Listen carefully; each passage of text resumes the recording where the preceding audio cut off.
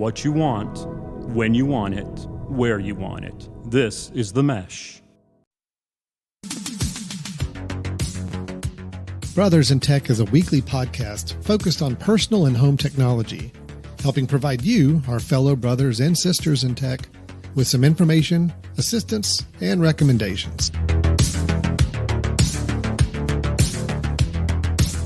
Hello, everyone, and welcome to Brothers in Tech here on the Mesh.tv podcast network. My name is Alan Jackson. To my right on the video screen is Brian Jackson. We have the same last name. We are brothers. That's not a coincidence. We like technology. So henceforth, Brothers in Tech. So Brian, how's it going? Good, Alan. I like that. That was short, sweet, to the point. You didn't say anything like we were, have similar blood or anything, because we really don't know that for sure. But we do have the last name, and we have at least grown up as brothers. We've been told we were brothers. So I'm going to go on the word of the people around us, our other family members, that's true. And that's where we are. I'm okay with it. I'm all right with it. Yeah. I mean, it is what it is. We're so far along in our lives. It's like, you know what? Yeah. At this point, I don't need drama. No, exactly. You know, if somebody tried to come up to me and say, hey, by the way, we ran a paternity test or a DNA test on Brian, and do you want to know the results? I'd be like, no. Yeah. I'm like, look, I'm already so far invested in this. I really don't feel like starting over again. I do not feel like any drama right now needs to be added in my life. For better or for worse, Brian. When you say invested in this, exactly what have you invested in this relationship? That's what I want to know. I've invested my. Hold on, I'm coming up with something. I've invested my. I have put on fake fronts many times to act certain ways and act interested in what you're saying, or I've invested a lot of. I haven't really done much. You got me. Really thanks. Because I mean, that as long as we can be honest with each other, which is part of the investment here, right? We have to be honest with each other. That's all right. Okay, are we through the pleasantries? Can we get on to the show then? Let's get on to it. That's enough of that. This is Brothers in Tech. This is Brian and I get together. We talk technology, mainly for home and personal use. We like to talk about technology as people use it. Everyday people use technology every day. How can we use technology to make our lives better, easier, quicker, funner? I know that's not a word. More efficient. But it just works. So that is what we talk about. We talk about the use of technology. Brian, I have a couple of things I was going to spring on you to talk about. Because we didn't really have a set agenda for tonight. That's really good because I have nothing to spring on you. So You've got some things, is what you're saying. I do. Okay. I have some tech. Some useful things. I think so. Awesome. I think so. I think I got like 3 things I was going to show actually. Whoa. That's okay. Oh, yeah, absolutely. Yeah. 3 things to kind of go over them. Some tech that either I'm dabbling in or using, or some new features on some things that I think people ought to know about. Again, guys, just go ahead and let everybody know we are honing in on iPhone, Mac, Apple products, and today is no different. The 3 things I'm going to talk about are all going to be very specific to how you use them with either an iPhone or if you have a Mac computer for one of the things a little bit later on. Now, this first thing I'm going to talk about is something that's available for any computing platform. I'm just going to show you how to use it using an iPhone, but there are other ways to use these tools if you have another computing system or operating system you use. So Can I just ask you before you get started, is this going to cost me money today? This is going to cost you very, very, very little money. Oh, okay. Nice. Actually, you know what? Yes, if you already own an iPhone, everything I'm going to talk to you about today will cost you a total of $9. Oh, love it. You know what? I have $9. Let's do it. Let's go. Okay. Yep. I wanted to check with you before I jumped into this, because if you didn't have the $9, I could probably hold off on my recommendation. But seeing as how you said $9, you can make that work. that's where we're going to go. I'm going to go right into my recommendations on a couple of things to check out. I did. Although, if you want to go back and discuss the contributions you've made to me as a brother, right? I mean, $9 could go with that too. So I think we've already think about it. I think we've already agreed upon that I have given no contributions at this point. So true. So not to expect any more than what you've done up to this point. No. Great. You're pretty much getting from me what you're going to get from me. And I don't have any plans to change that. I'm very set in my ways at this point. So congratulations. All right. Educate me. What do you got? So what do you know about NFCs? Okay. NFCs. Yeah. So you're talking about the things used to like pay at terminals and that sort of thing, right? Pay with your phone. Is that in that NFCs? Yes. So NFC stands for Near Field Communications. Near Field Communications. I believe that's correct. At least if it's not correct, that's what I just named it. That sounds really, really good. That's what I'm going to say it is. Yeah. Because that's technically what it does for you is I'm actually going to verify this because you know what? When I think about it, that may not be what NFC stands for. No, it is Near Field Communication. Wow, look at you, Alan, for the win. Okay, good deal. Okay, you don't have to cut that out. What it is when you have your phone and you go somewhere and you can use like Apple Pay and tap on something. That is using a form of NFC, meaning when we say near field, it is very, very close. Like you have to have your phone has to go and actually tap or touch or hover right above really close, device. Right? Yeah. That is using NFC because it is truly near field. It's not Wi-Fi. It's not Bluetooth. Bluetooth will connect a decent distance away from something, but you can't like go, blocks away from it. Yeah. Wi-Fi, you can go further out for sure, but near field communications is really like, it has to be like, I'm talking like probably within an inch or a couple of inches of what you're trying to communicate with. Okay. So a lot of NFCs out there that we see everywhere that we're using, but NFC tags are actually little wafers. They can look different ways, but this is a NFC card or tag, however you want to call it. This is using that same technology, NFC technology. You can buy these little discs, and this is where the $9 comes in, Brian. I spent $9.99 for a pack of 30 of these. 30 of these for basically $10. So 30 of the communion wafers for $10. Little communion wafers. Do not eat these, though. Yeah. Okay, very important. Do not eat these. Mm-hmm. What these little tags are is these are programmable tags using NFC near field communications. So each of these individually, if I got 30 of them, all 30 can be programmed to do or act certain ways. Once you program a tag, that is what that tag is now allowing you to do. You can go back and change the programming of that tag if you wish to. That's what I'm going to show you how you can do. Let me show you how this works, and then we'll talk about application. Like, why would you need to do this? Because that's a bigger question. How can you even use these? But just know these are things that can be programmed by you and your phone, and then you can put them in different places or wherever you need them. And by your phone going up to the tag and just getting close enough to almost tap it, it will do whatever you programmed it to do on that tag. Is that making sense? Yep. Okay. So let me give an example here. I'm going to share my screen on my phone because I need to show you the way to do this. And let me go ahead and bring that screen up. Of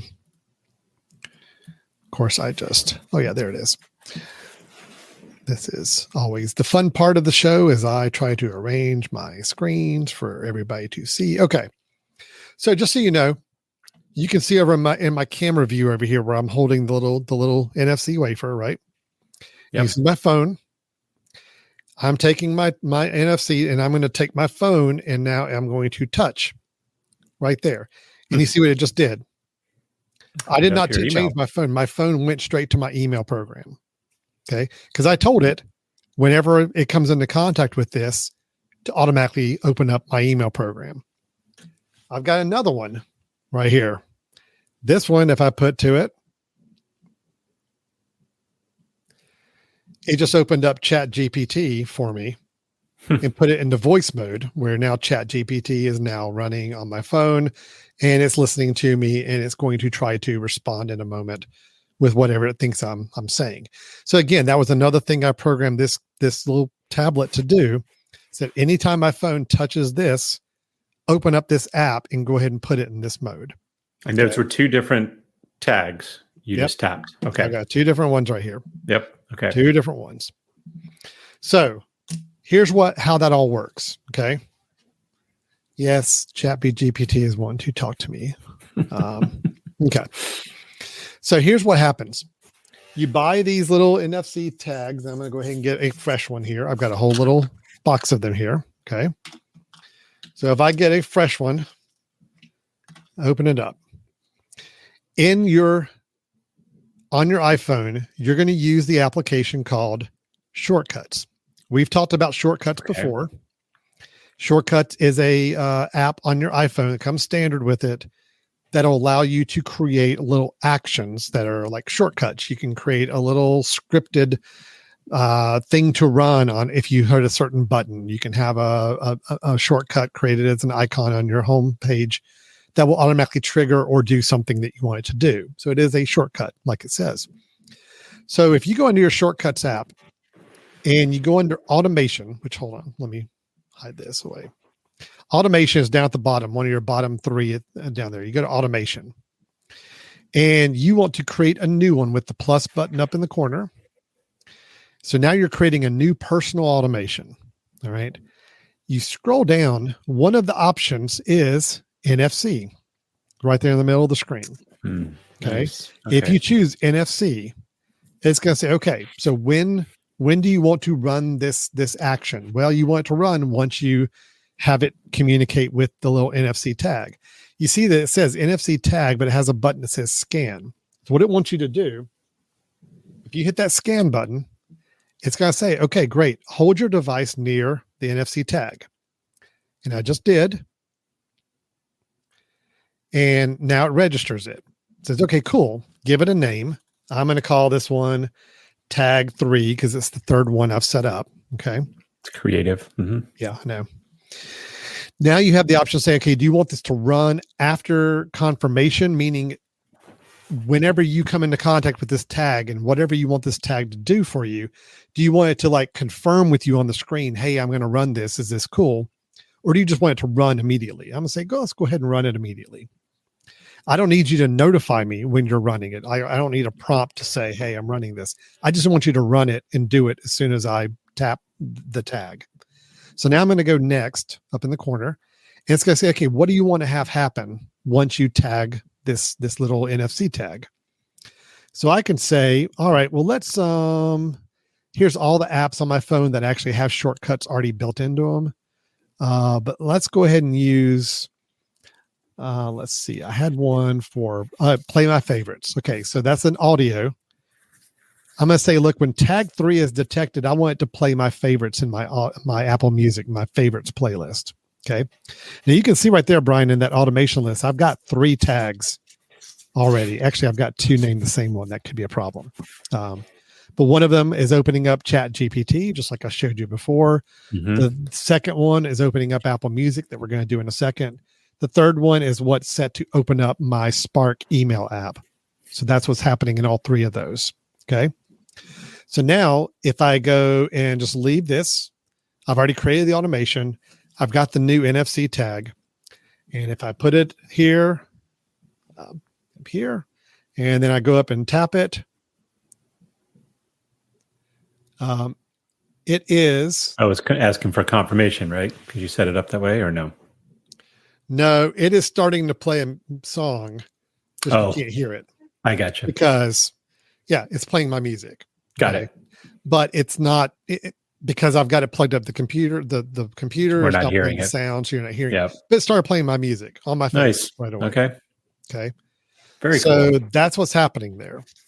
So again, that's all it takes is you run through that little routine, you tag this tag, and you assign it to a shortcut or a macro or tell it what to do. That's all it is. And these again are, how much is it 30 going into $10? It's 33 cents each or something like 30 that. cents each. Mm-hmm. Okay. You got these little wafers. Now I can go back and change it. If I want to go back and say, I want to set up a new NFC tag and I take the same one I've already programmed and I go and do that scanning again.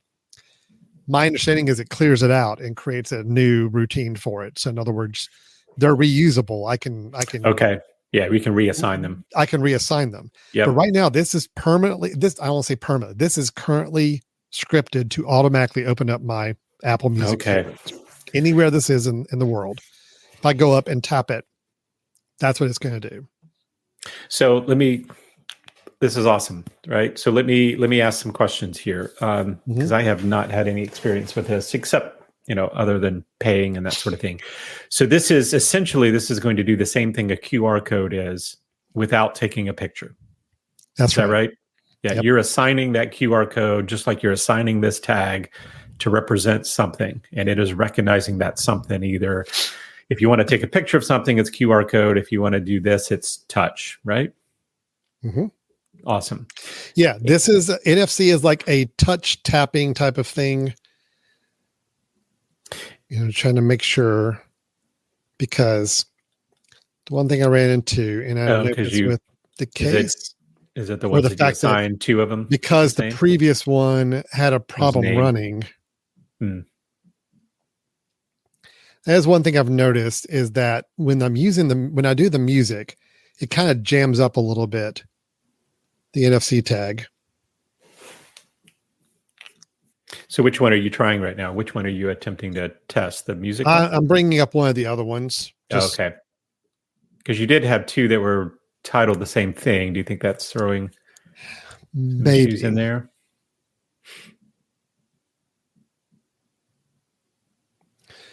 Let me redo this. So I'm just going to scan this again. Sure. Scanned it. I will name this my more original name, which is tag 4. Oh, yeah, there you go. And yeah. Okay. So now.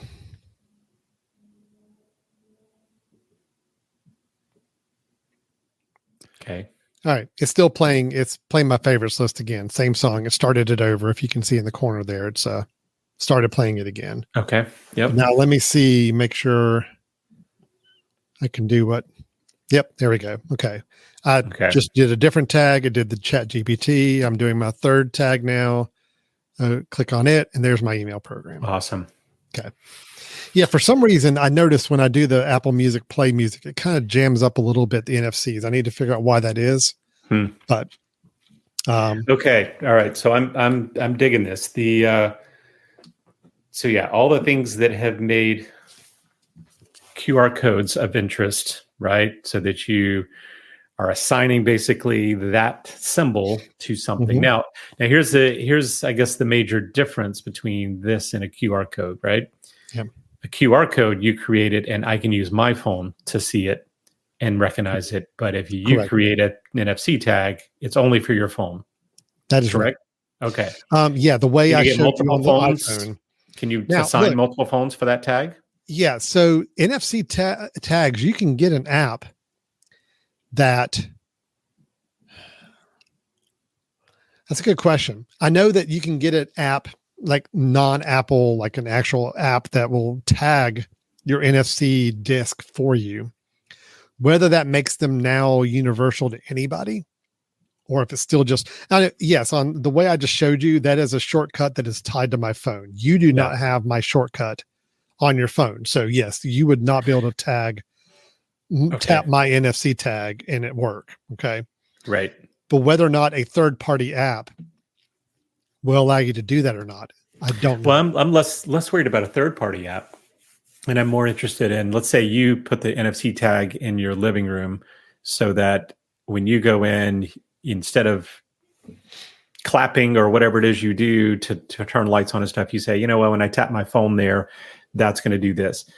Could you also have your wife's phone assigned to that same tag so that it does the exact same thing, or maybe even a different thing? I guess the question is the NFC tag then privately linked to yours so that it's only useful in yours, or is it simply just a coded thing that any iPhone will recognize, but only certain iPhones would have been programmed to do something with it?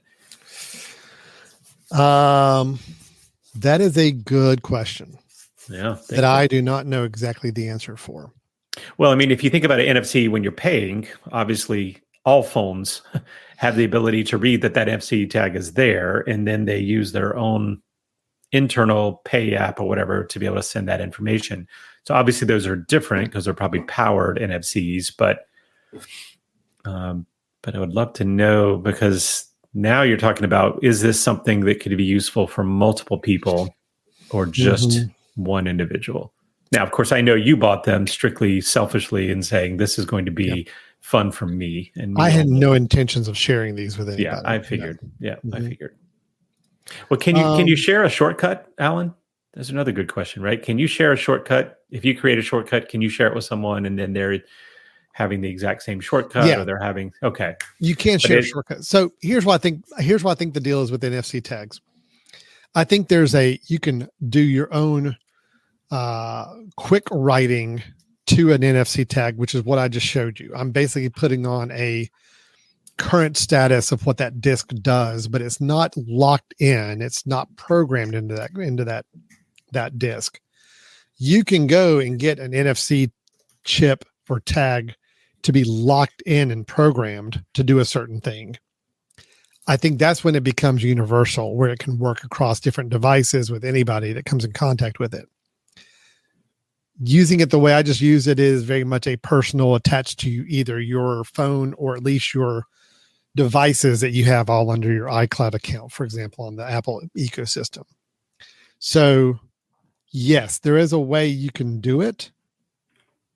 My question is, I don't know if that's something I can do with the tools I have, with the built-in iPhone app. Yeah, right. Or if it takes different types of technology to kind of make it something a little more hard-coded on there for it. The interesting part would be to take your wife's phone, try to create a shortcut, and use the same NFC tag that you've already assigned to something else. Because if it's like a QR code, or and the QR code then gets processed internally to say, hey, do this, whatever your phone is assigned to do when it sees that random code, because I'm assuming that's what it is. There's just a code assigned to that tag, right? I mean, it has a code built into it.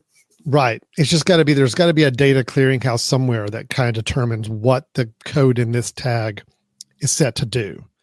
When I scan it, when I tap it with my phone knows what it is. It's like, oh, I know the code that is whatever embedded in this chip triggers this shortcut. So that's what I'm going to do. Okay. But you're not embedding anything into the chip, right? No, I'm reading a code that's on this chip. And the code never changes. The code is always in our part of that So chip, somewhere, if there was a hard-coded data system where you were saying this code always hard-coded to go to this website or open up this app, then anybody who comes and taps it would be able to do it. But I'm not hard-coding. But you can't. But I was going to say you can't. You could see why you could not do that, right? You could maybe you would sign and say, anytime someone touches this disk, it emails me their bank account info, right? Oh, sure. And then nobody knows and they get touched. But I do think, I'm assuming that there's got to be a way for, let's say you put that tag on your wall and then your wife goes in her iPhone and says, okay, I want to assign that tag to do this for me. So my phone reads it and says, oh, okay, now I'm going to do this, which is only in-house on her phone. It does not share with anything else. I would assume that has to happen because it's basically just saying that QR code means this to me. Yeah. Right. When you scan this code, this is not capable of storing anything inside of itself. Right. Yep. This just has a code, like an invisible code you cannot see, imprinted on this somehow. It's something that a computer device can read. But it's going to read the same code no matter what device comes up and scans it. Yep. It's just your device is now set up to say, if I see that code, I do this. Yes. Yep. Now, yes, if I created a shortcut to do this, I can share this with members of my family on my iCloud account or share them with other people and say, hey, take this shortcut because this is now what you're going to use to make sure the same action happens if you come up and tap this. But you're right. If my wife went up and said, I want to have something different happen, she could create her own automation based off of that tag to do something different. And that would not invalidate what yours does. Right. Right. It's just everybody could choose that thing represents this to me. Yeah. Right. But that's interesting, right? Because that means any NFC tag that's out there that is usable, people could use on their own. So I could go peel one off the wall of someone else, right? There's got to be some sort of, use case, right? There's a security to it. You can lock an NFC tag. Okay. Or it can be unlocked, which is what these are. These are like unlocked. A locked one means it's going to be kind of hard coded to do one thing. And I don't think any device can come up and rescan it or retag it or do anything else with it. But that's also different, right? I mean, could you lock that one? Which would necessarily mean that it's going to do something. It means it's only usable by you and whoever's been assigned or something, right? Because it does seem like of course I get the fact that you can't lock it and say anytime someone touches that NFC, it's going to do this thing, right? Because that you're not coding the NFC, but you're coding your phone to read that NFC. The question is, could someone else also code their phone to read that NFC and do different things? Just like you set yours up, could Suzanne, your wife, go up and say, hey, I'm going to add a shortcut and add the NFC. Here's the NFC I want to use. I'm going to name it this, even though Alan's already named that same one something different for himself. That would be the interesting thing to me, because then that answers the question of, can this be useful to a family, or is this simply just a personal use case? Brian, you're asking a lot more questions than I had prepared to answer about this. Sorry. You got me excited here. I was kind of done with my demo, and I was pretty happy with how the demo went. And now I'm just questioning everything. So yeah. No, I take it. I'm joking. These are good questions. These are things I honestly didn't really think about, because all I was thinking is, okay, what cool places am I going to put these discs around my house for you to use them, for me to use to do things? Right. So let's back away from the technology, because yes, there are some unanswered questions about exactly how shareable these things are, how universal they can be, so forth. Thinking about applications. Yeah. Though, okay. Yep. This is where I'm really kind of have trying to think through, and I haven't come up with the perfect solutions yet, but I feel like I'm on the cusp of it. Thinking about, where does it make sense to be able to just need to have your phone or your device with you, and it's better than using Siri, like to tell Siri to do something, and you also don't want to have to open up your phone and go to an app or scan something or whatever, but you need to be able to have your phone and go and physically put it somewhere, and you need something to happen when you do. That's the question. Yep. Okay. Yep. I thought about it. Okay. I thought about, putting one up, like I have a spot where I have a push button for my lights in my den. I'm like, well, I could just go up and do that. I'm like, well, but pushing a button is easier than that. So that's not really that applicable. I even thought about my projector right behind me. That is one where I do tell Siri to turn it on or off. And I don't go up and manually, I don't use the remote control, because I've tried to minimize my remotes in my house. So I just use Siri, but I thought, well, sometimes it's actually easy, because where I sit, I'm like, I could just go up and touch it and have it code right on the side of the projector, and that would turn it on. That's not bad. I could possibly do that. That would be another option for me to do it. Yeah. I don't know. What have you got some ideas? Okay. I have kind of a very specific idea for me, but I think it could be really interesting. Okay.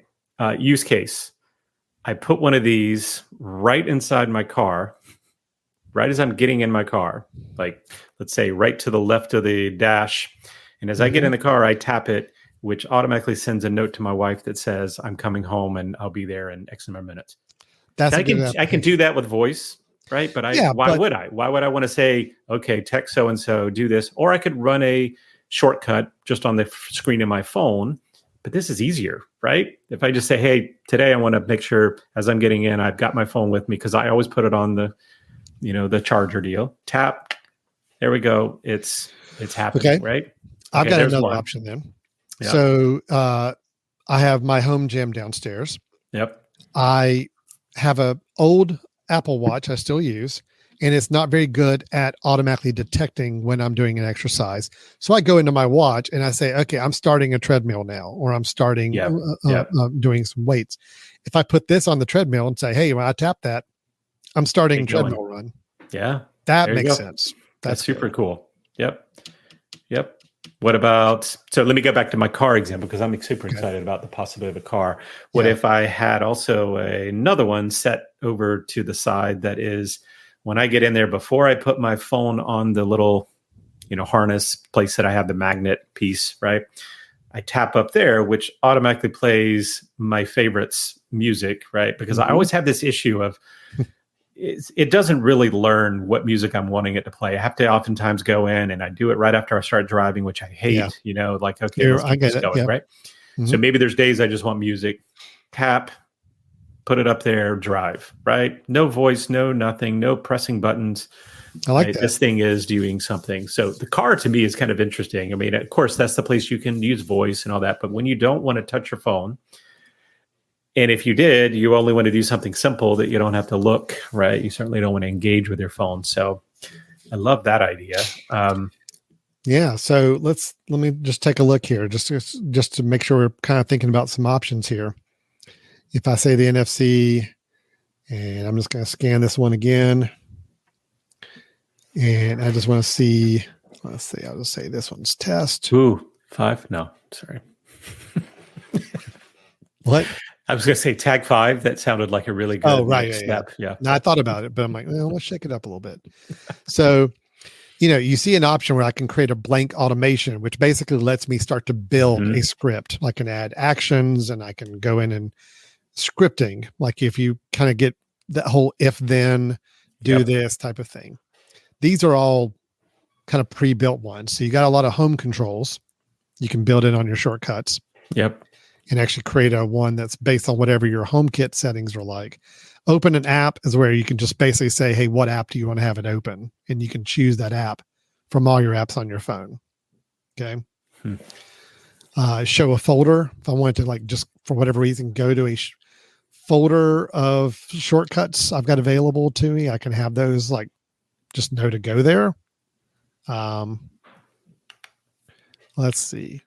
There's a lot of other options here. So again, every app that you have on your phone that has shortcuts already pre-built for it are going to be on that list as well. So if you don't want to worry about making a shortcut, you can look and see if the app you're wanting to use already has one built in. So like I said, with ChatGPT, I can say, start voice conversation. That is a shortcut that's already built in from the ChatGPT app. I can do Shazam music recognition. If there was some, I can't think of a reason why you would tap an NFC tag to recognize a song on Shazam, but you could do it if you wanted to. Yeah. Again, think about the car, right? Think about you're driving. You don't want to reach over, play with your phone, to do something, but you take and tap the thing that if you hear, if you're on the radio, you're hearing a song play, mm-hmm. and you don't want to have to tell your phone to go open up Shazam and listen, or you don't want to go navigate to it. Just take your phone wherever it is, tap it to a thing, and that's your Shazam button. Okay, that's cool. That makes sense. Podcast, same idea in the car. You could say, "Hey, play my next up podcast," and just automatically play it without you having to go on the phone and choose the podcast app or so forth. So yeah.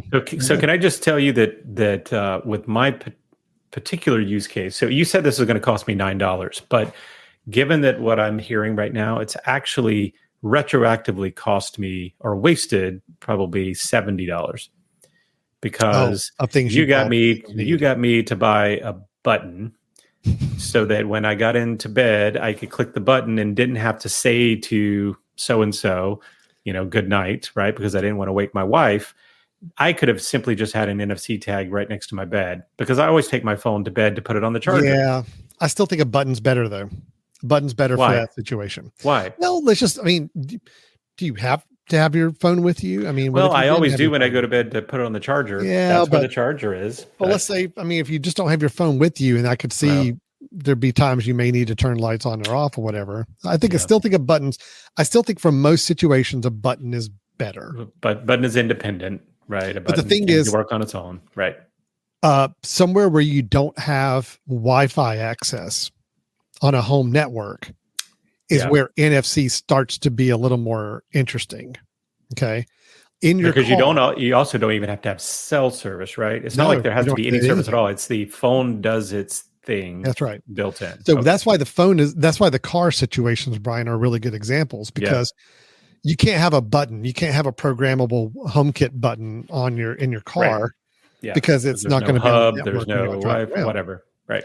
But NFC is right there, and it works all the time. So that's where that's really a good opportunity. Yeah. Yeah. Last thing I'll just show on this, because I could really sit here and brainstorm ideas all day long for it.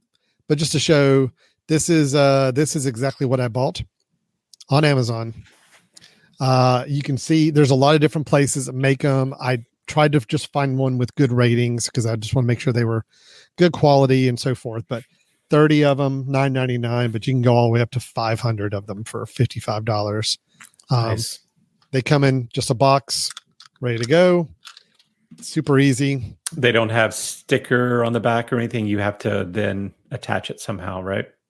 You got to attach it somehow. And I've seen people that will actually label them or draw on them or put something on them to just kind of make them stand Seems like out. that would be a need, right? Yeah. To make sure you kind of remember what's my going understanding is putting some sort of, label or something on them does not invalidate them or make them not work. But you want to verify that for sure. Make sure covering them up isn't going to hurt anything. But my understanding is this can even be underneath something as long as it's a thin enough area that your phone can still be right up to it to get a good tap to it. So you could have it underneath. You could have it behind wallpaper. I think that's thin enough. You could have it, underneath some sort of paper or sheet or something thin. As long as your phone can still get right up to it and be able to tap it. That's what has to happen. No, that's cool. That's cool. I'll have to start thinking about possible use cases. I mean, of course I will get them because I'm just interested in, challenging myself to figure out ways in which that could be the case, be useful. Yeah. But I would like you to explore for me and try to figure out, can multiple people assign something to that NFC tag? So I will be really finding that out. I will probably right after this session is done. Yep. I will be testing it out with someone in my house and see if these tags that I've programmed will work across there without them needing the shortcuts, or if I have to share that shortcut with them to make it work. So maybe we'll try to update. Could be a follow-up. The next episode, we'll remind that. All right. That one took a lot longer than I expected. Yeah. And because somebody kept asking some crazy questions that I wasn't prepared for. Let me move on to something else I can show you. So that was NFC. Mm-hmm. Let's move on to something else on the iPhone. And this I will go ahead and tell you, I'm not prepared to show a full demo of how this would work. This is more something to let you know is an available option, but it will take some time to explore this option. So I'd like to set this up, and I make the commitment to you, Brian, that the next time we get together, I will have done this and we'll see how it works. Okay. Okay. So let me go back and share my phone again. AI and AI voices are kind of all the rage, continue to be for a lot of people. Creating digital AI voices of yourself. I just had to do one of these earlier today for a work purpose. Getting somebody to record all this script that they had to recite into a program called Descript that I've been using for a while that will then take all of that input and craft an actual voice of that person. I did one for myself a while back. I think I played it on the show when I did. A voice that I can then feed any amount of text to, and it will read that text in my voice. And it sounds pretty darn close to how I sound. So services have been out there to do that. There's a lot of other tools you can get subscriptions to or buy that'll allow you to do that as well. Descript is the one I've been using the most and it works pretty well. However, did you know you could do this on your iPhone automatically, Brian? Okay. I did not. All right, here we go. In your settings on your iPhone, if you go to accessibility, our magic accessibility option, Brian, that we spent like a good bit of an episode talking about. Yep. Go to accessibility, and we're going to go down to speech, and there's now a personal voice option. Okay. If you go into personal voice, it gives you the option of creating a personal voice. When you do this, it'll say, okay, great. You can record yourself. It's going to give you 150 phrases that it wants you to read out loud. So it takes about 15 minutes. It's going to generate your personal voice. What this means is it's going to create an AI generated voice of you that then you will be able to use to have it read out anything on your phone you want to have it read in your voice. Now, here again, Brian, I asked the question, how could this be used? How is this an applicable technology? Think about this. If there was something on your phone that you needed to have read aloud, just like Siri can read it out loud for you now, or you can have text to speech and just say, read this, but you want it to read it in your voice. Okay. Can you think of any applications for that? I'll tell you, I have one application I would love for it to do that I don't know if it will or not. Okay. I'd love to be able to record my own voicemail messages without actually saying them. I hate recording voicemail messages. I'd love to just type it out and let it say my voicemail message. And then I change it every so often just by typing something new. Yeah. That's what I would love. I don't know how technically that would work. I probably have to create another actual speech, then go back and record it via the voicemail, audio, right? Yeah. That's a little trickier because I don't think there's a way to have audio that you play on your phone get routed into the actual phone voicemail, right? The microphone that goes into the voicemail system. You see what I'm saying? I would love for it to do it though. All right. Well, that's one future application. We'll keep that in mind. Yeah. I'll be honest. I'm still trying to figure out the best way to use this. I'm going to record one just because I love the idea of AI voices. I think they're great. I know Descript does a really good job with the one I created of myself. I'm curious to see how good the iPhone native version is going to be. But I'm trying to figure out, why would I want it to speak in my voice? Like, why would I want to hear from myself? So here's the only example I came up with, and this is a very, very rare situation. But for that person that this does apply to, this is an amazing technology for them. If you are someone, for whatever reason, you know that at some point in the very near future, you're going to lose your voice, either temporarily or long term. Okay. And you're having surgery and you're going to lose your voice. Could be surgery, could be I don't know. And you don't like the idea of losing your voice. Okay. Like you want people to still be able to hear you in the way you sound.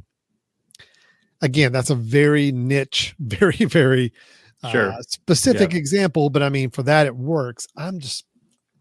So let me ask you though, is this only so you're saying this is creating the voice, but it's only for you to play back for yourself, or can it be something that, I want people, like you said, I have a voice issue and I'm recording my voice now because maybe, I won't have it in the future and I want to be able to send text to people. Yeah. Yeah. No, Brian, look, read that last option on the screen there. Allow apps to request to use. Allow apps to request to use personal voice to speak aloud through your devices, speakers, or during calls. Yeah, there we go. There we go.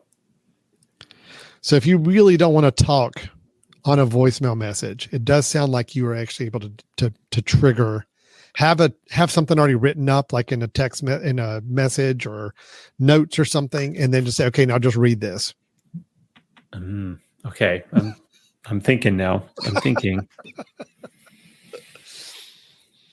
Like I said, I would love it. I would love it to ask me when I'm creating a voicemail message. Do you want to use your scripted voice, and would you like to type it in? But maybe there's going to be apps that take advantage of this to say, listen, do you want people to receive text from you with your voice? Because that's, possibly it could share it via voice message, right? As opposed to a text message, right? And it just comes across in your voice so that you feel as though you're communicating in that way. Maybe for someone who's blind, right? If you're wanting to text someone, of course, you could do it with the touch to talk and all that sort of stuff, right? Mm-hmm. But that person on the other side may want to have apps, be using someone else's voice coming in. I don't know if it can share that way as well, but to me, those are the interesting use cases, right? Where you're just as you said, if I don't have the ability to speak, whether it's permanently, temporarily, or the current situation I'm in, it'd be nice to be able to produce some voice and speech. So the way Apple is promoting this, again, I feel like there's some obvious way that this benefits people that I'm not thinking of, or I'm overlooking right now. So I'm just trying to think a little more obviously here. They position it as you can use personal voice to type, to speak in FaceTime and phone calls, assistive communication apps, and in-person conversations. So I guess it's if somebody is incapacitated in any way and not able to speak, but they've recorded a personal voice for themselves, right? To talk, and you can hear them in their natural voice. It's one way. Yeah, I feel like I'm missing something, but there's got to be a reason. I know there's got to be a population or group that this is really good for, and I feel bad that I'm not thinking of it. Yeah, I mean, I feel like you're right, though. I feel like there's certainly going to be limitations that some individuals have, whether it's at a moment in time of being able to interact with their phone, or not having the capability of saying long messages and long, elements with their voice. So therefore it's much easier to do it via text and have it read. I'm also intrigued to know, could you then, let's say that I want on my phone, I want the messages being read by my wife's voice. So I make her go in and kind of train on my personal voice. Mm-hmm. And so now I've got, voice being coming across in a voice that I enjoy listening to. I certainly wouldn't enjoy listening to my own. So sure. But yeah, it says FaceTime. I was just reading online a little bit too, right? Yeah. The voice to type, to speak in FaceTime, phone calls, assistive communication apps, and in-person conversations. Yeah. So I do believe that you're thinking ahead, right? Someone that knows they are going to lose their voice or not be capable of doing the voice. Yeah. Here's a way to make sure that they have that saved. Yeah. That's the big marketing thing I just saw from Apple, is that, if you're at the risk of possible speech loss or someone with a speech disability, you can create a personalized voice on the iPhone to use with live speech. Yeah. That's so in a sense, this should almost be included under the, remember the things we went over before about having a survivorship set up and all of this stuff. It's like, here's all the things to future-proof yourself, right? Let's record your voice. The idea is that if you go ahead and create a personal voice for yourself, if there's ever a chance that your speech is incapacitated, you lose your voice, even a short-term thing, people get laryngitis, they get, things where they just can't talk for a while.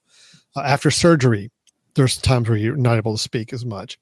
That could be really helpful, but I think the biggest benefit, obviously, if somebody is at risk of a true speech loss, right, or developing a speech disability, creating a personal voice while they're able to, and having that on their phone ready to use, so that when they do engage in conversations over FaceTime, over text message, or whatever, or voice messaging, they can use their voice, and just obviously it's a lot more impactful to hear the voice than it is just reading the text. So interesting. Brian will be using it to write out his voicemail messages in advance, and then have his voice read it to the recording, so he knows every word is perfect and he doesn't have to do it and himself. have to re-record it. And I don't have to re-record over and over. Yep. Nope. Absolutely. Okay. I'll be doing that. So that is a option. I just want everybody to be aware of what's there. It's, it definitely has some very, very specific practical applications, but I also just plan to do it for myself just because I'm always curious to see how these different technologies try to synthesize your voice from the passages it has you read.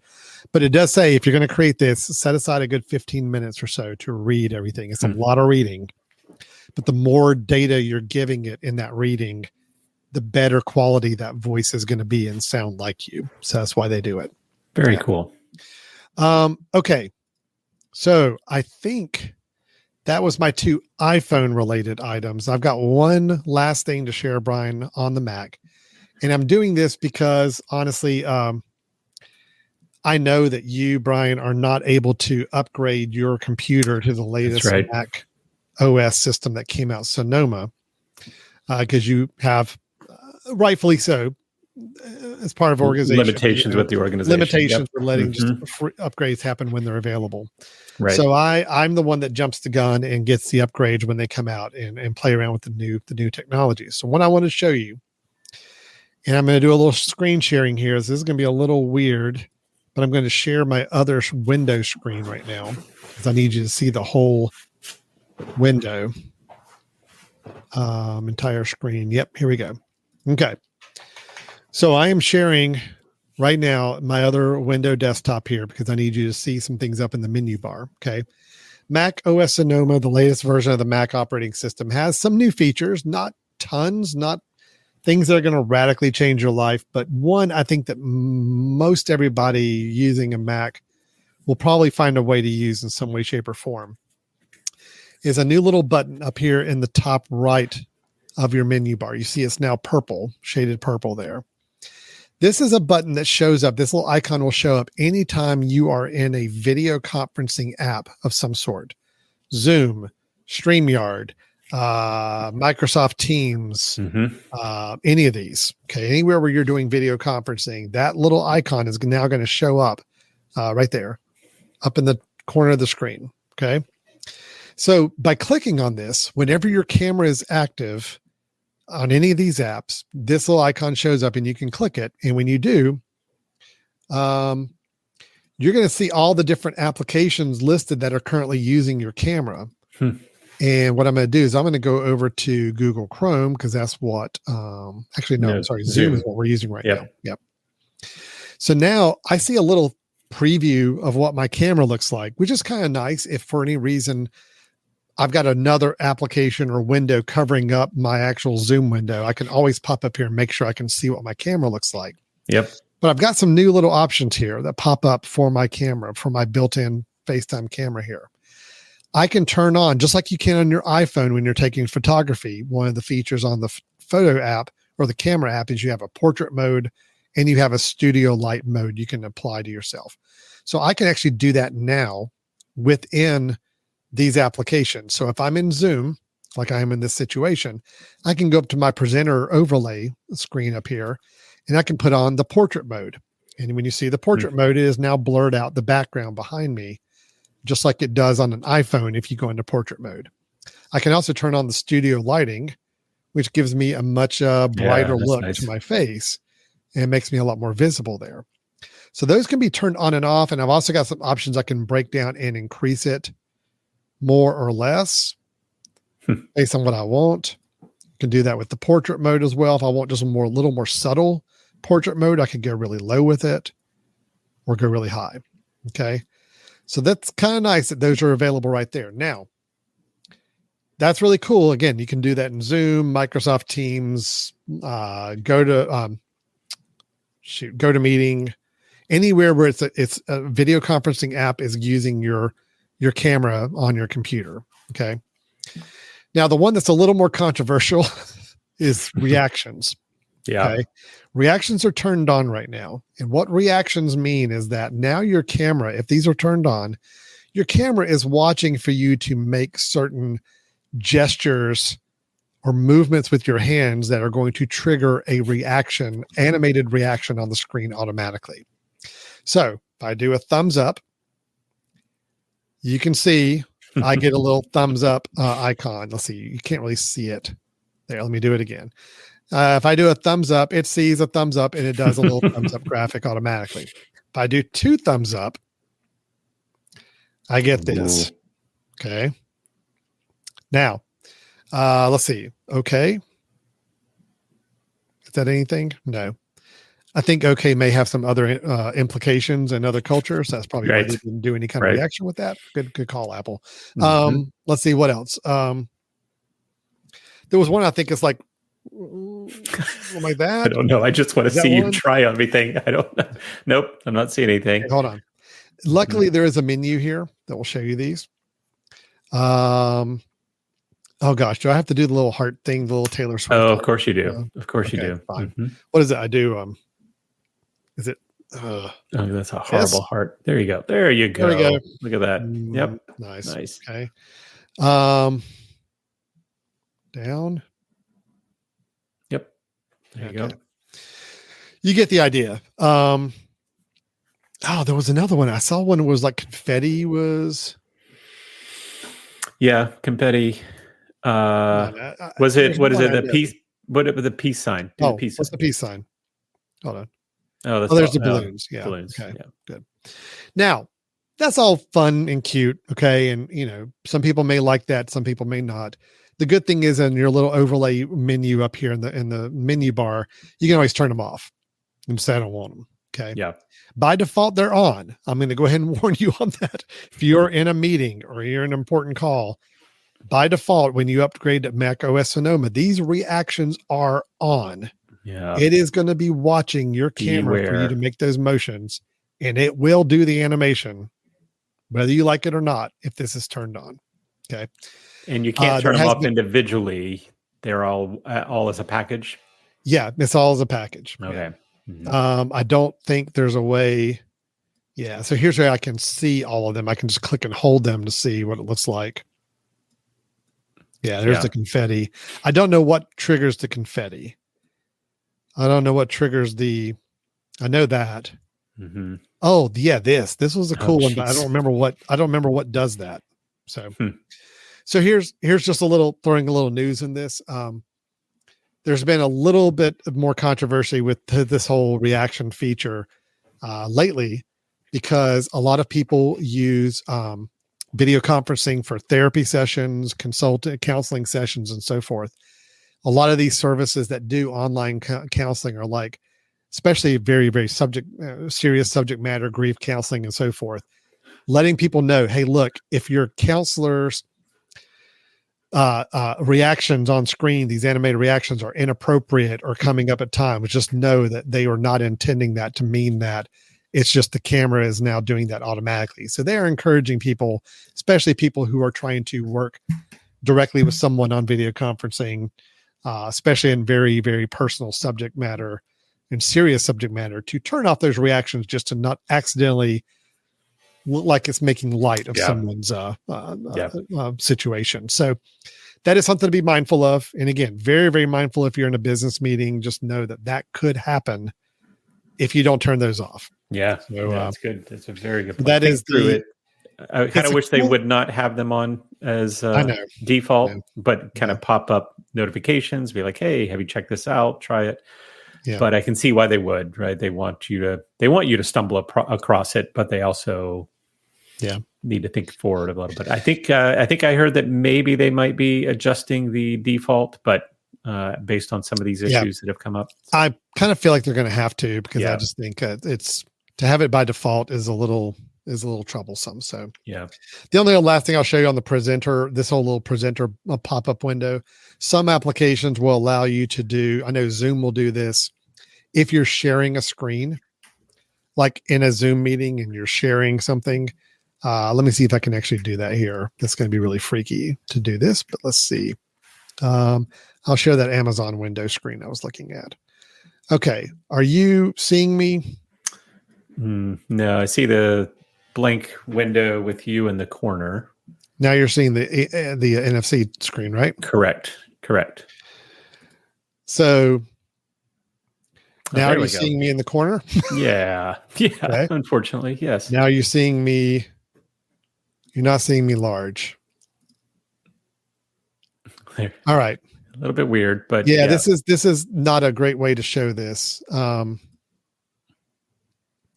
you can see in the little window up here. Yeah, the window looks better. Sure. That is what people on Zoom are seeing. So I actually can, if I'm sharing a window like I am with this screen, I can turn on the presenter overlay option. And now it lets me, they still see my camera, but they're also seeing the window behind me, kind of floating behind my head, which is kind of cool.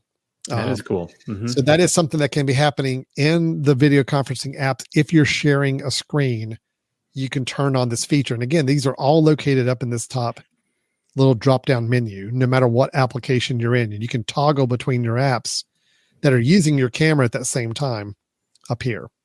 All right. So that is, oh gosh, I don't know where I am now. Okay, here we go. Yeah, I'm going to get out of this. That is the presenter overlays or presenter tools, or I don't know exactly what this whole button is called, but just know that when you're on a video conferencing service, FaceTime, Zoom, anywhere where you're using that, you now have these options available, both for lighting, for your portrait mode. You can have the reactions, just know that they're on by default already. And then the presenter overlay, if you're sharing something, those are all built into the Mac system. So you don't have to install anything new. It just has to be running macOS Sonoma to do it. So, all right. Nice. Let me see how I get back. Okay, there we are. Now we're back to normal. So cool. Wow. So you, you took over tonight. That was great. And, I expected you took over. It would be nice and short and clean. And we're now over an hour. We're in an hour. Good job. Yep. Yeah. No. You're welcome. No, that was good. Of course, as I mentioned, I'm kind of annoyed that I can't try the macOS operating system yet. But I'm sure by the time I do, it will be fully no bugs, no issues, that I'll be able to jump right in. Yeah, that's a good point about it. It will be kind of nice and tested and updated and patched by that point. So that's good. Yep. Look, I there's nothing really I'm saying that, oh my gosh, people have to go out and run out and upgrade to macOS Sonoma. It's nice. I think they're refining everything a bit every version right now. And I feel like things are starting to borrow a little bit more from the iOS and iOS borrowing from the Mac. And they just seem to be a little bit more cohesive than they ever were. But there's nothing that says you got to go run out and do this. The presenter tools I just showed you, those video conferencing, are probably the most prominent thing I noticed that I see, of course, because I'm on video conferencing at least once or twice a day. So I see those tools pretty prominently, but everything else is relatively minor as far as I'm concerned. I have not started using desktop widgets. I know they allow the widgets to come on your desktop and be kind of mounted on your desktop now in macOS Sonoma. I just have found no reason to use those. My thing is, if I need something that acts like a widget on my desktop, I would normally just have the app actually open, like on my window.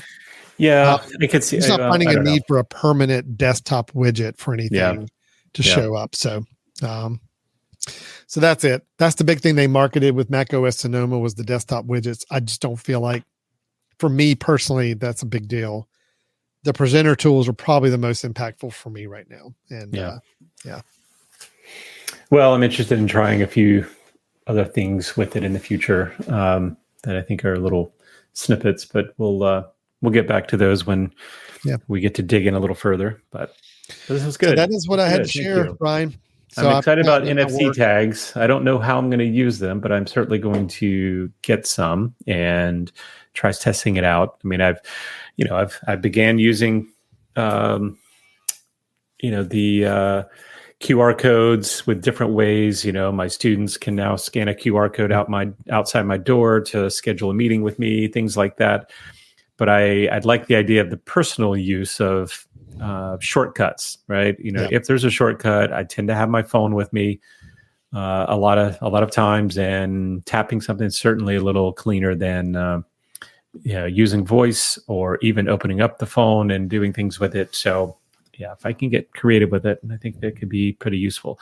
I could even see, honestly, places where I normally, need to take notes. Maybe I'm at my office and I'm meeting with students and I have an NFC tag on the corner of my desk. that I can tap anytime I want to make a quick note to myself. It's like, add a new to-do, right? Rather than opening up the app, going to it, trying to figure out where it goes, but it all stores in the same spot. There could be little repetitive things that potentially could be useful. So we'll see. You just got to think of those spots where you're going to have your phone in your hand.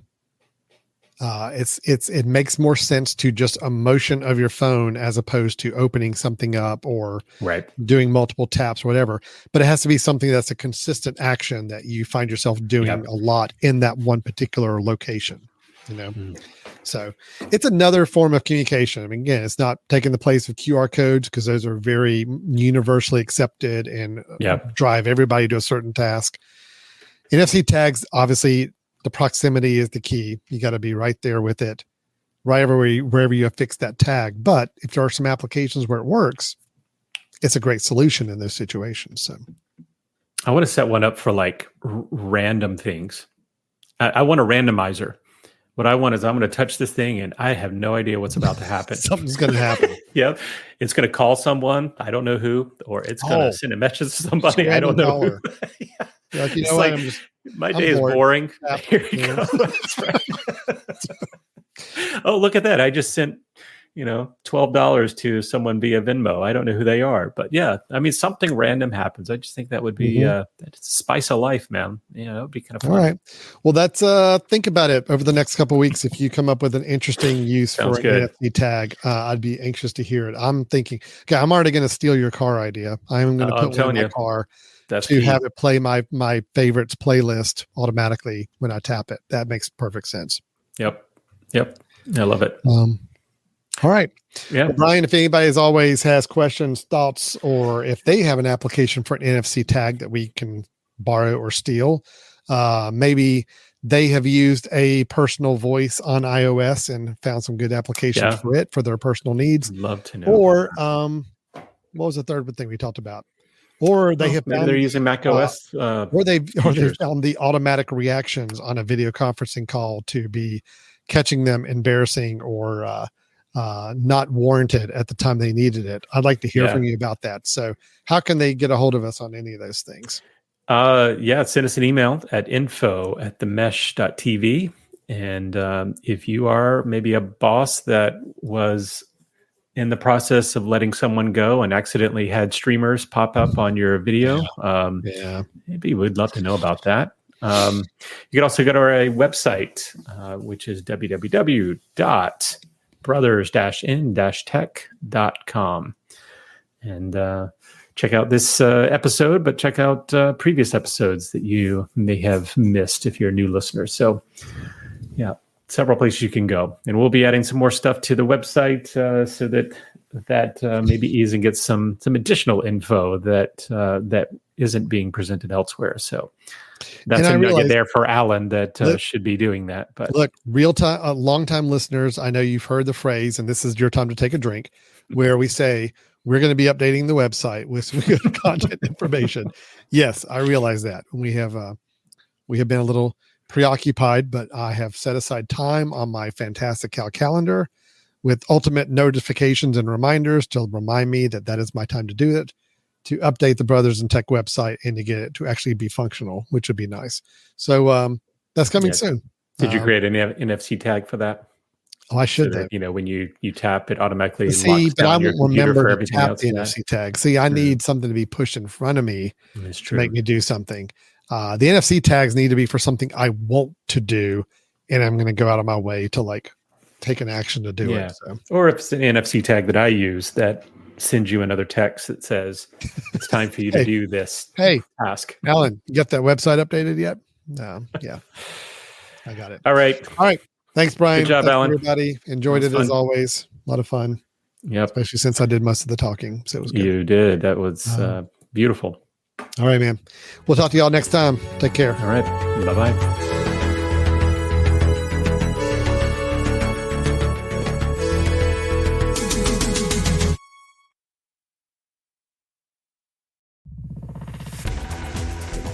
You've been listening to The Mesh, an online media network of shows and programs ranging from business to arts, sports to entertainment, music to community. All programs are available on the website as well as through iTunes and YouTube. Check us out online at themesh.tv. Discover other network shows and give us feedback on what you just heard.